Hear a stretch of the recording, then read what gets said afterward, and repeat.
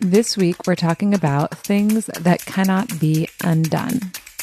You are listening to Love Your Job Before You Leave It, the podcast for ambitious, high-achieving women who are ready to stop feeling stressed about work and kiss burnout goodbye forever. Whether you're starting a business or staying in your day job, this show will give you the coaching and guidance you need to start loving your work today. Here's your host, career coach Corey Lynn. Hey, y'all. Happy Wednesday. It's been so long since I've talked to you. I know on your end it's been a week, but I think I recorded the last podcast a little earlier on. And so much has happened in my life since I've talked to y'all. For one thing, I had my birthday, so that was pretty exciting. Took a few days off for that, had some lovely food, great wine. And then last week I went up to Seattle. I actually just got back yesterday, and that was a lot of fun. I had some of the food that I really, really love from Seattle. There's like this specific Indian restaurant. It's in Renton. It's called Naan Curry. So if you are in the Seattle area, Naan Curry Renton is by far my favorite, best Indian I've ever had in my life. This is not an ad. I just fucking love their food so much. And I've had a few Indian dishes down here in Sac, and I haven't found anything that I like as much. So we went back and I was like, I'm just going to buy a bunch of this. And I ate it for like dinner twice the night we got there. And then I had it for breakfast the next day. And I think breakfast the day after that. And I probably would have eaten it for even more meals, but I was going out to dinner with friends and some stuff. So, and then we also had my favorite Mediterranean food, which is Mediterranean Kitchen in Bellevue. Also not an ad, but I fucking love their food. They have this thing called Zara, which is cauliflower that I think they probably deep fry. And it comes with this creamy garlic sauce, but the sauce doesn't have any dairy in it, which is great because I do have pills I can take that will allow my body to eat dairy, but I feel like it's always better when things don't actually have the dairy and then I don't have to take the pills. It's like my body doesn't really want that, but I'm super grateful that there are pills I can take that help out with that. Okay, so just a lot of eating, basically. Eating and drinking. I did also have some really good wines in Seattle, but the food was the main event up there. And of course, seeing some wonderful friends, going dancing with the dancing community that I adore in Seattle, which is Rain Country Dance, which is a LGBTQIA2S+ dancing community. It's so amazing. If you live in that area and are into country dancing in a queer space, I highly recommend. It's one of the number one things I miss about living in Seattle. Okay, so many fun Seattle things. But what are we talking about this week? This week, we're talking about things that cannot be undone, things that we've done that we cannot undo. And I think this is a really interesting topic because there are so many things that we can undo. I mean, I don't know about y'all, but me, and I think most people who live a life similar to me, live in this world where so many things can be undone. Just think about Control Z, right? You can just undo. So many things can be undone. When I was a little kid, I remember when we first got our very first computer, but before that, it's if you're drawing on a piece of paper and you draw something you don't like if you were drawing with pencil, you can try to erase it and you might erase all of it. You might only erase some of it and still have that line there where you can see what you had done.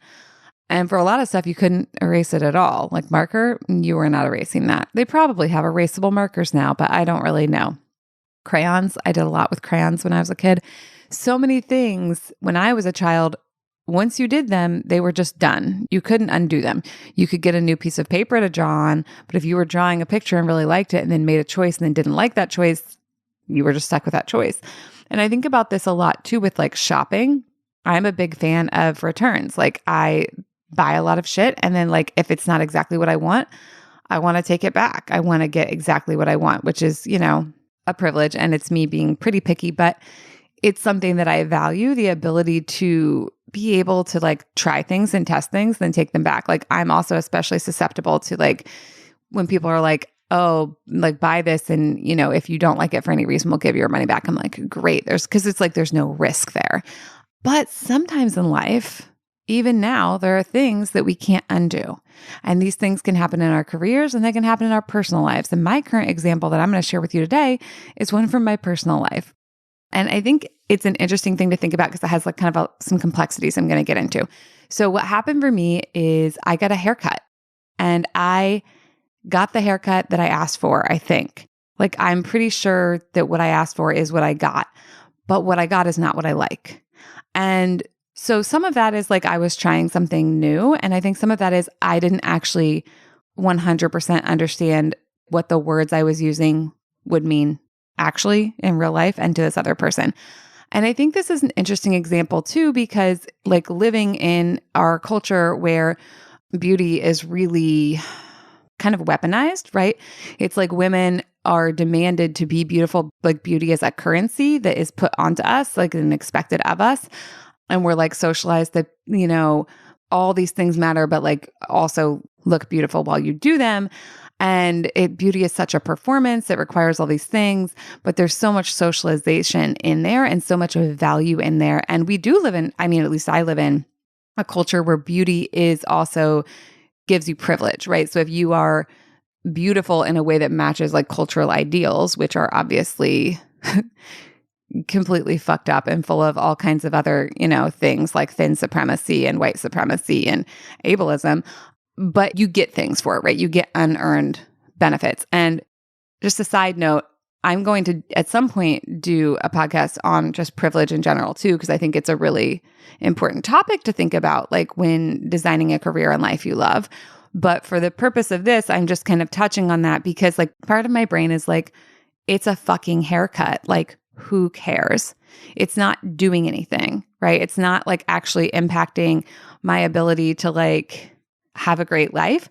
But on this other hand, I don't want to like belittle my feelings about it because I also understand that I grew up in a culture where, what I look like has mattered because of the way culture talks to women about their appearance. And so, of course, those ideas are like deeply conditioned and deeply embedded into me. Like I remember being a small child and understanding that beauty was like a way that women had power. And so I remember from a very young age, pretty much as young as I can remember, that I wanted to be beautiful because that's a way I could have power. And I wanted to be powerful, right? I wanted access to that. So fast forward to now, and I got this haircut and I don't particularly like it. And the funny thing is other people love it. So that's like really fascinating too. Like other people are like, oh, I love this haircut on you. It's so great. And I love that they love it. It actually, like I'm a social mammal, and as much coaching as I've done, I still give lots of fucks about what other people think, especially like certain specific other people I love. So it does feel good because of my thoughts about like the other people like it. Like it's not, a terrible haircut. It's just not what I wanted, even though it's what I asked for. And again, like no disrespect to the person who cut the hair because I think she did do what I asked for. I just don't think I realized what that would look like. And like, I don't think I realized what it would look like on me. And it's so different than what I'm used to. And I think it's like, it's also made me question like some of my identity pieces about like who I think I am and what I think I look like. This is like all a lot coming from a haircut, right? But I think this is very common and it does relate to work, right? So like, let's say you change jobs and you got a job and it's the job that's exactly what you asked for. Everyone else in your life thinks it's great. They're like, what a great change for you, like my haircut. But on the inside, you're like, oh no. This is what I asked for, but I don't like this. This is not what I want. This makes me question all this other shit that I like know to be true about myself. Or maybe you're even like, maybe it changes how you do your work, right? Like again, my brain's still like judging me about the hair example, but we're just going to go with it. Be with me and my brain and its judgment of itself because fucking brains are like that. So doing my hair now is not the same as doing my hair for like any of the rest of my adult life. Like this haircut is different and the way I like interact with it is different and the way I try to style it is different and it involves like different skills. And I think that's how work can be too, right? You like switch the job, you get the new job that's the job you asked for and you get it and then you're like, how the fuck do I do this job? You're like, I thought I wanted this job and I thought it would be like this, but now that I have it, it's not like that and I don't fucking know how to do it. And then you're like maybe in this awkward in the middle phase where you're like trying to figure out how to do the new thing. Right? Like, how do I style the new hair? How do I do the new job? How do I interact with these new people? How do I own this new identity piece that I'm in? And I think, again, the hair is like kind of a lightweight example, aside from all the, pressure we put on our physical looks in Western culture. But it's also related to so many other things that feel deeply important to people and deeply like part of their identity. And like to circle back, hair also isn't lightweight because of that, because so many of us do deeply identify with our visual aesthetic, with what we look like, with how we present ourselves to the world. And I made a choice to change my hair and change how I presented myself to the world. And it didn't go the way I thought it would. And now I have this thing that cannot be undone, right? Because like I could cut my hair more, but I can't uncut my hair. I can't uncut my hair back to the other hair. I have to wait until it grows. Hair is cool because it will grow, but it may take a long time. Definitely to get to the length it was before, it would take a long time. And it may take some time to get to something that I enjoy more. And the same could be true of a job, right? Like, so if you quit a job to get a different job, whether you're in the same organization, whether you're in a different organization, a lot of times you can't undo that. Maybe you could. Maybe you could like ask the people to give you your job back. Maybe they would. But a lot of times we either can't or we wouldn't. Or even if we did, it would be like taping a piece of paper back together again, in that like it can't just be undone exactly, right? You cannot Control Z that and just have it be what it was before.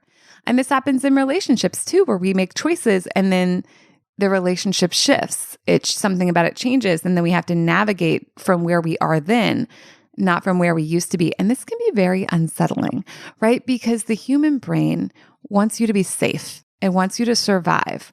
And a lot of times it like doesn't really want you to take a risk. And so much of getting anything we don't already have in life is taking a risk. And sometimes when we take a risk, we wind up somewhere we didn't want to be. And that can be pretty unfun, right? Like that can be upsetting. It can be unsettling personally, but also again, the brain is like, I don't know this other place. Like, what if I'm not safe here? What if like something bad happens, right?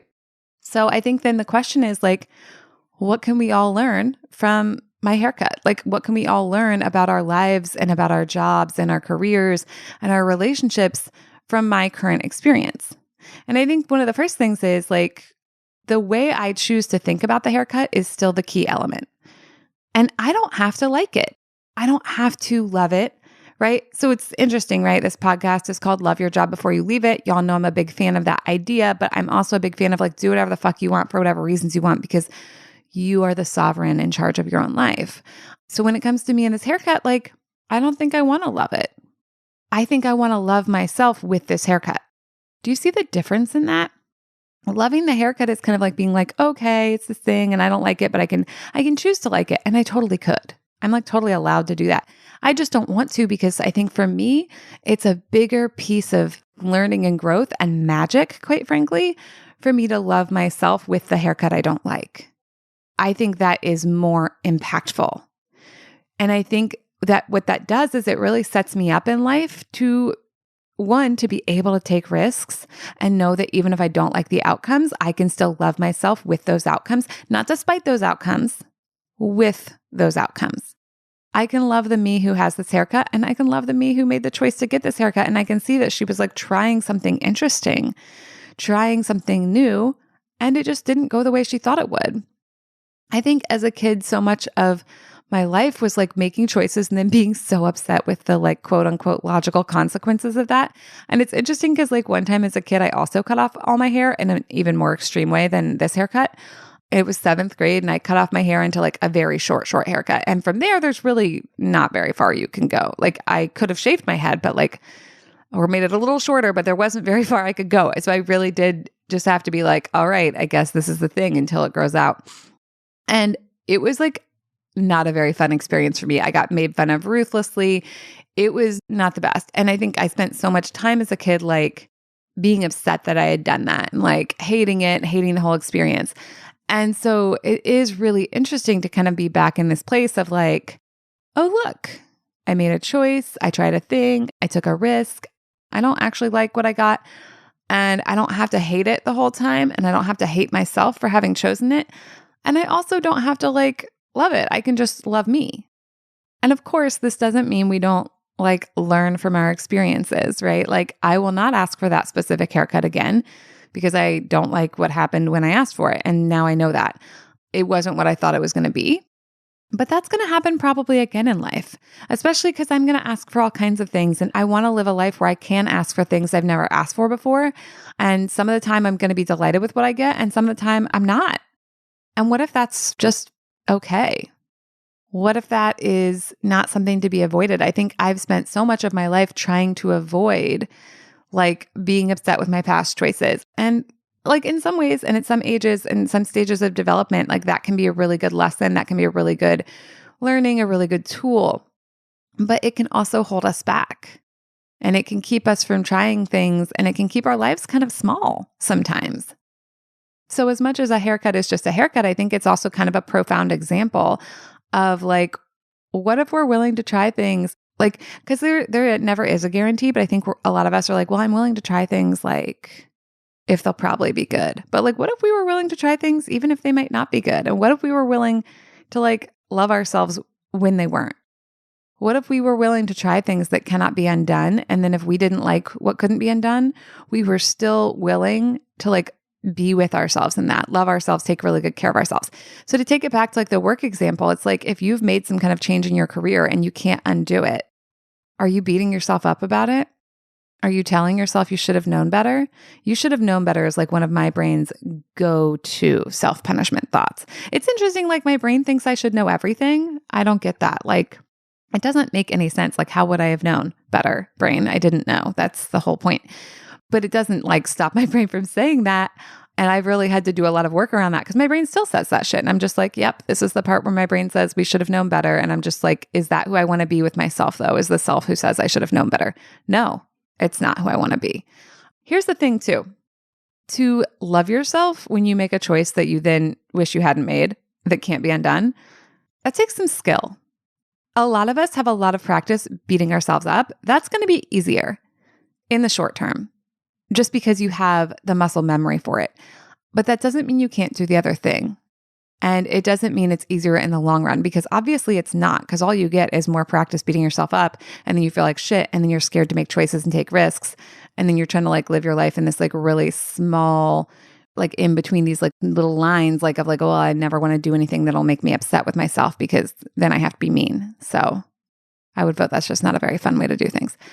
Anyways, this is a ramble as it is every week. So basically, what I want to offer is that sometimes in life, things happen that can't be undone. Sometimes we do them. Like I took my ass to the haircutting place and like paid the money and asked for the thing and got the haircut and then was like, oh no. Sometimes we don't ask for them. Sometimes the world does things in our lives that can't be undone. And either way, when something can't be undone that we wish could, who do we want to be?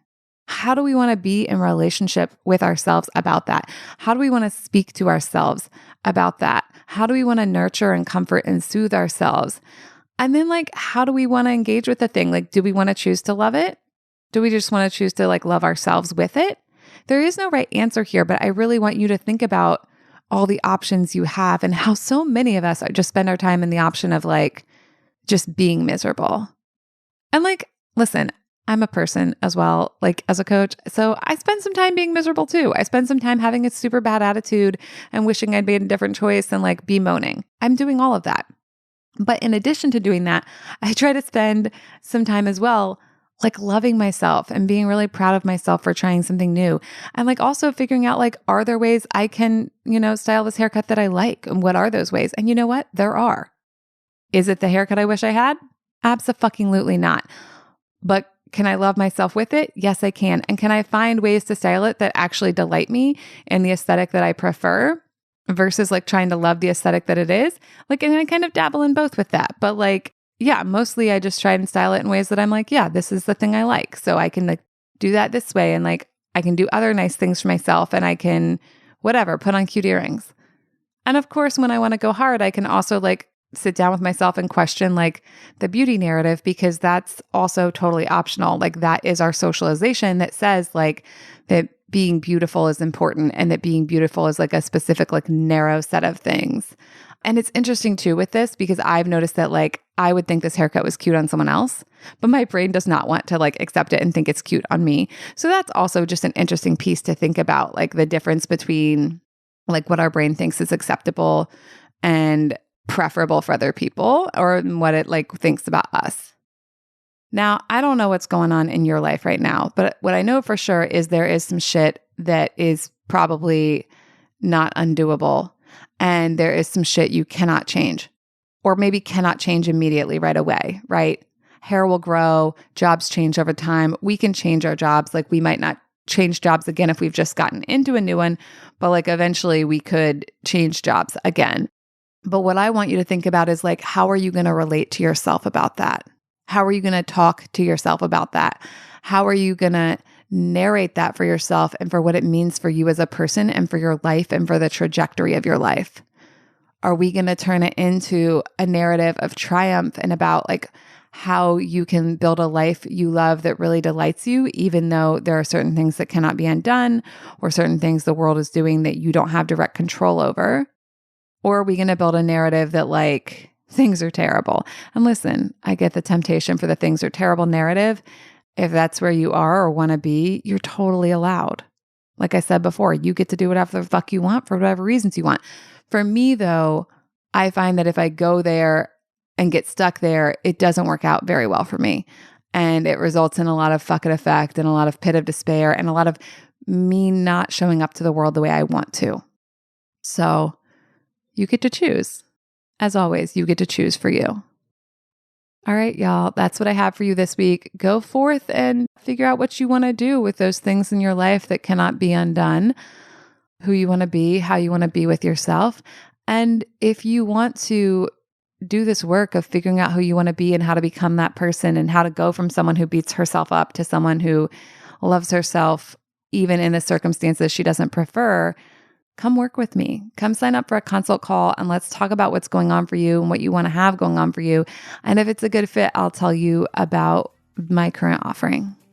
You can find out more or sign up for a consult at CoreyLynn.com/learn more. All right, y'all, have a lovely week. Thank you for listening to Love Your Job Before You Leave It. We'll have another episode for you next week. And in the meantime, if you're feeling super fired up, head on over to CoreyLynn.com for more guidance and resources.